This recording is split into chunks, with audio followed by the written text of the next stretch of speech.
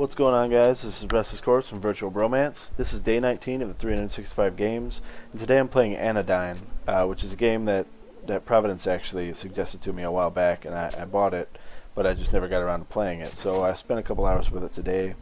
I really do like the game. It reminds me a lot of Link to the Past, which is one of the greatest games ever made, and mostly in just game design. As you can, you can plainly see right here that it looks kind of like a Link to the Past dungeon, and obviously the combat and whatnot is the same. But that kind of brings me to today's point. Not necessarily retro gaming, but games back in the day, like and how they, especially like RPGs or adventure games like Zelda. This is not going to be one of those, oh, they don't make games like they used to type of conversations, but it kind of is. It just seems like back then games didn't necessarily have better stories, because there's some games out now that have some really stellar stories, but it just seems like they might have innovated a little bit more, especially with games like Link to the Past and the old Final Fantasy franchise, before I guess 7. More talking about the SNES era, and I think that I'm more referencing the SNES era in games in general. Games were longer. They had not necessarily more content, but just I guess the grinding, which I know Providence and I are actually all about. We talk about it a lot. It's not to say, again, like the stories are any shorter now. They're pretty much, I guess the same. But let's take Final Fantasy VI, for example. That was easily like a 90-hour game for me.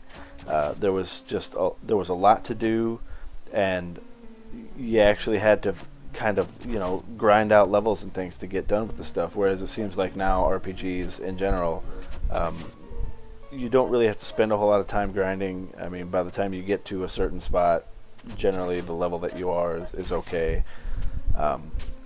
There is a pretty good amount of optional content in a lot of the games now, but it just doesn't seem like as much work. I know that there was like in the newest Star Ocean game, there was like the optional dungeon at the end, and it was the same with that other game that had like a weird name that I don't really remember right now, but it came out about the same time as the newest Star Ocean, and it was made by the same company, published by Square Enix, where and those are good examples of what I'm talking about, where there's like optional dungeons or optional areas in the game that it seems like the difficulty ramp just skyrockets, and you need to actually get that grinding and stuff out.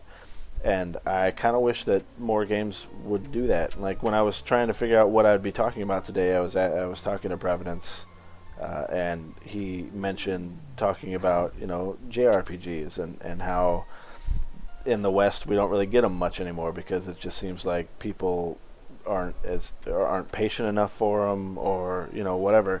And I'd actually like to see more well done JRPGs, like the turn-based combat, the walking around the overworld and getting into random battles. That's something that I grew up with, and while I do like Western RPGs nowadays, I do kind of wish that they would kind of go back to that. A lot of the things that I started to not like about Final Fantasy games were, having enemies on screen. That was like Final Fantasy Mystic Quest, I think, was the first one that I remember, first Final Fantasy game I remember with enemies on screen, and I really disliked it because of that. There were plenty of other reasons to dislike Final Fantasy Mystic Quest, but that was like the main one. And while I've gotten used to it and I've grown to kind of like it, I guess, I really do want to see more turn-based fighting in RPGs with enemies in the overworld and things like that. On this part, I'm not real sure why I didn't just jump over that small little gap, but so that's I guess just kind of gaming for me in general. Like I still love the way things are going. Don't get me wrong. I'm not bitching about the types of games that are being put out today, because I'm still really enjoying myself in the gaming world.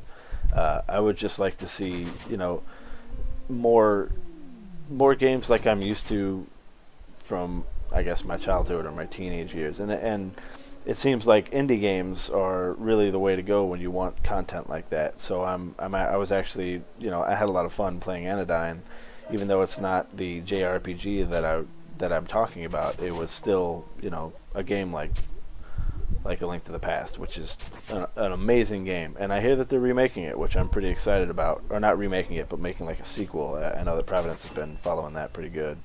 I haven't heard much, like a whole lot about it. I'm kind of relying on him to do the research, I guess, on it. In any case, again, I'm Restless Corpse. This was day 19 of the 365 games with Anodyne, and I will see you guys tomorrow.